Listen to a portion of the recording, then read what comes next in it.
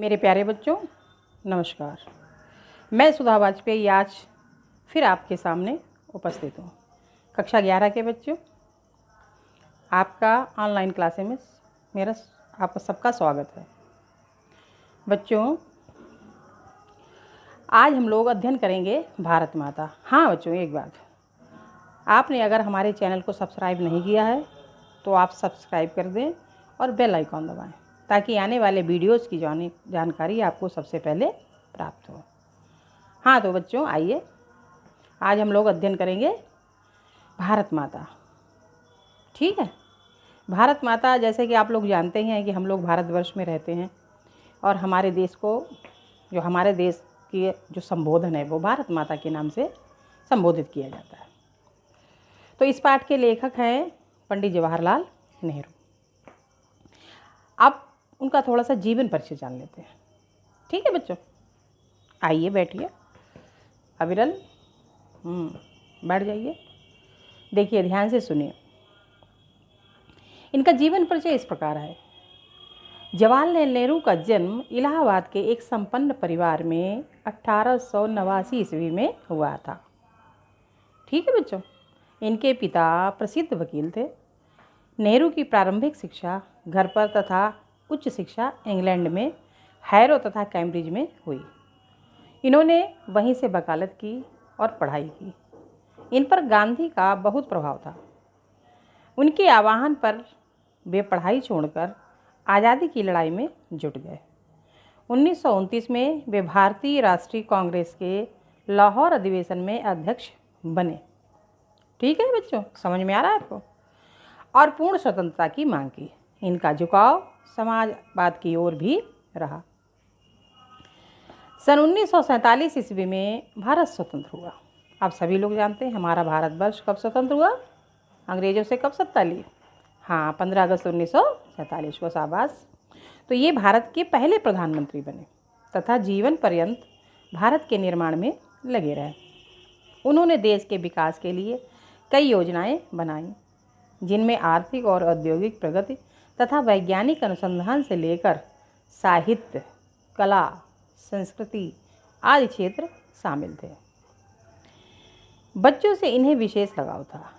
वे चाचा नेहरू के रूप में जाने जाते हैं। ये शांति, अहिंसा और मानवता के हिमायती थे। ठीक है बच्चों, इन्होंने अंतर्राष्ट्रीय स्तर पर विश्व शांति और पंचशील के सिद्धांतों का प्रचार किया। इनका निधन अर्थात स्वर्गवास 1964 में हुआ। अब इनकी रचनाएं।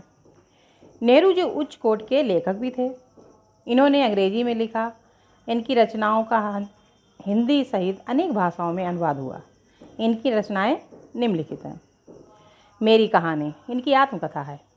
विश्व इतिहास की झलक, हिंदुस्तान की कहानी, पिता के पत्र, पुत्री के नाम, लेख और दुनिया। अब आइए हम लोग चलते हैं पाठ की ओर। पाठ का सारांश इस प्रकार है। भारत माता अध्याय हिंदुस्तान की एक कहानी का 5वां अध्याय है। ठीक है, तो इन्होंने बताया है कि किस तरह देश के कोने कोने में आयोजित जलसे जानते हो आप लोग, जहाँ पर जाके सभाएं होती, जिनको सभा बोलते हैं। हाँ, तो सभाओं में जाकर वे आम लोगों को बताते थे कि अनेक हिस्सों में बटा होने के बाद भी हिंदुस्तान एक है। देखिए, हमारे भारत का नाम भारतवर्ष भी है। कुछ लोग तो ये कहते हैं कि दुष्यंत और शकुंतला से जो उत्पन्न उनका बेटा था, उसका नाम भरत था। उसके आधार पर हमारे देश का नाम भारत पड़ा। ठीक है, और हिंदुस्तान चूँकि अंग्रेज लोग आए जब भारत, तो हमारे यहाँ की सिंधु नदी है, सिंधु को वो लोग इंडस बोलते थे, इंडस। तो इंडस से ही इसको इंडिया बोलने लगे और इंडिया से इसका नाम, एक तो इंडिया हो गया, दूसरा हिंदुस्तान ऐसे हुआ कि जो फारस के लोग आए थे वो सा को हा बोलते हैं, तो सिंधु को हिंदू, और इधर जो रहने वाला वो हिंदू, और यहाँ के देश का नाम उन्होंने हिंदुस्तान रखा। समझ गए बेटा? हाँ, तो ऐसे उत्पत्ति हिंदुस्तान की हुई। तो इसमें ये कह रहे हैं कि अनेक हिस्सों में बटा हुआ भी हिंदुस्तान एक है। है। इस पर फैलाव के बीच एकता का आधार क्या है और क्यों भारत देश एक है जिसमें सभी हिस्सों की नियति एक ही तरीके से बनती बिगड़ती है। यानी विभिन्नता में एकता, हमारे भारत की विशेषता है विभिन्नता में एकता। उन्होंने भारत माता शब्द पर भी विचार किया तथा यह निष्कर्ष निकाला कि भारत माता की जय का मतलब है यहाँ के करोड़ों करोड़ लोगों की जय। नेहरू जी का कहना है कि जब वे जलसों में जाते हैं तो वे श्रोताओं से भारत की चर्चा करते हैं। भारत संस्कृत शब्द है और इस जाति की परंपरागत संस्थापक के नाम से निकला है। शहरों के लोग अधिक समझदार हैं, गाँव में किसानों से देश के बारे में चर्चा करते हैं। वे उन्हें बताते हैं कि देश के हिस्से अलग होते हुए भी एक हैं।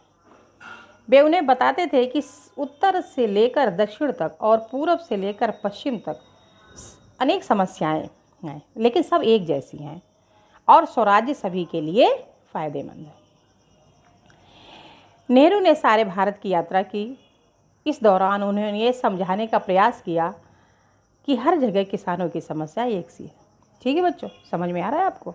हाँ, मतलब कहीं भी चले जाओ, पूरे भारतवर्ष में चले जाओ, लेकिन यहाँ का जो किसान है सबकी समस्या एक सी है, किसी में एक बट यानी कोई कमी नहीं है। जो कर्नाटक के किसान की है वही बुंदेलखंड के किसान की है, वही यूपी के किसान की है, वही मध्य प्रदेश की, वही हरियाणा की। मतलब किसानों की समस्याएं एक सी हैं। तो गरीब हैं, गरीबों, कर्जदारों, पूंजीपतियों के शिकंजे, जमींदार, महाजन, कड़े लगान और सूद, पुलिस के जुल्म, ये सभी बातें विदेशी सरकार की देन है। तथा और क्या है कि तथा सबको इससे छुटकारा पाने के लिए सोचना है। सभी लोगों को देश के बारे में सोचना है।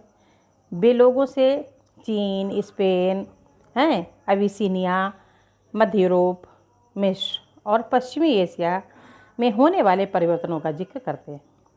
वे सोवियत यूनियन व अमेरिका की उन्नति के बारे में बताते हैं। किसानों को विदेशों के बारे में समझाना, कैसे समझाया जाता है, विदेश के किसान क्या क्या करते हैं, आसान न था, किंतु उन्होंने जैसा समझ रखा था वैसा मुश्किल भी न था।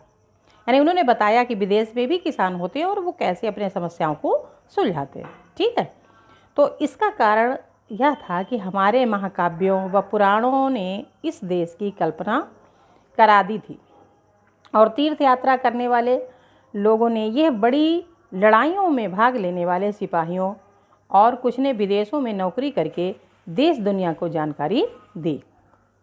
37 की आर्थिक मंदी की वजह से दूसरे देशों के बारे में नेहरू जी ने अनेक उदाहरण के द्वारा लोगों को समझाया और वे उनके उदाहरण लोगों को समझ में भी आ जाते थे। ठीक है, तो जलसों में नेहरू जी का स्वागत अक्सर भारत माता की जय के नारे से होता था। वे लोगों के इस नारे का मतलब पूछते तो वे जवाब न दे पाते। वे पूछते थे कि भारत माता की जय का क्या मतलब होता, तो किसान लोग उनके या जलसे में जो लोग आए होते थे उनकी बात का उत्तर नहीं दे पाते थे। एक हट्टे कट्टे किसान ने भारत माता का अर्थ धरती से बताया। उन्होंने कहा कि कौन सी धरती, उनके गांव, जिले, सूबे या पूरे देश की धरती। इस प्रश्न पर फिर सब चुप हो जाते हैं। नेहरू उन्हें बताते हैं कि भारत वह है जो उन्होंने समझ रखा है। इसमें नदी हैं, पहाड़, जंगल, खेत व करोड़ों भारतीय शामिल हैं। भारत माता की जय का अर्थ है इन सब की जय है। जब वे स्वयं को भारत माता का अंश समझाते या समझते थे तो उनकी आंखों में चमक आ जाती थी। बच्चों, अब इस पाठ में कुछ कठिन शब्द हैं, आप लोगों को सारांश समझ में आ गया होगा। यानी विभिन्नता में एकता ही हमारे देश का नाम भारत है। ठीक है, तो इसके जो अनेक शब्दार्थ कठिन दे रखे हैं उनको जब आप देखेंगे तो आपको समझ में आ जाएगा। अक्सर, अक्सर माने प्रायः, जलसा, समारोह, संस्थापक, वापस करने वाला, सयाने, समझदार, गिजा, खुराक, नज़रिया, सोचने का तरीका है, महबूब, तो महबूब क्या तो है, सीमित, महबूब है, और फसल यानी मसला, जैसे कहते हैं ना, ये कोई कहते हैं ये इसने मसला सुलझा दिया तो होता है मुद्दा। एक समान, एक समान, और अगला क्या है, स्वराज्य, अपना शासन। पुर और माने धुर माने और परे। शिकंजा कसने वाला औजार। महाजन ब्याज पर धन देना। महाजन किसको कहते हैं? जो ब्याज पर धन देता है उसको कहते हैं महाजन। ठीक है। लगान, लगान होता है खेती की ज़मीन पर बुआई का कर। सूद ब्याज। जुल्म अत्याचार। हासिल प्राप्त है। और फिर होता है जुन अंश। फिर होता है कशमकश माने ऊहापोह पशुपेश। अचरज हैरानी। तब्दीली बदलाव, जंग लड़ाई, धावा हमला या आक्रमण। मंदी व्यापार में कमी। मुल्क देश। हवाले संदर्भ। ताज्जुब हैरानी। जवाब न बन पाना, उत्तर न दे पाना। किसानी खेती। सूबा प्रदेश। अजीज प्रिय। आँखों में चमक आना, खुशी मिल जाना। ठीक है बच्चों, अब इसके अभ्यास प्रश्न हैं। मैं आपको प्रश्न बोल रही हूँ और ये प्रश्न आपको गूगल क्लास में मिल जाएंगे इनके आंसर। भारत की चर्चा नेहरू जी कब और किससे करते थे? ठीक है, पहला प्रश्न।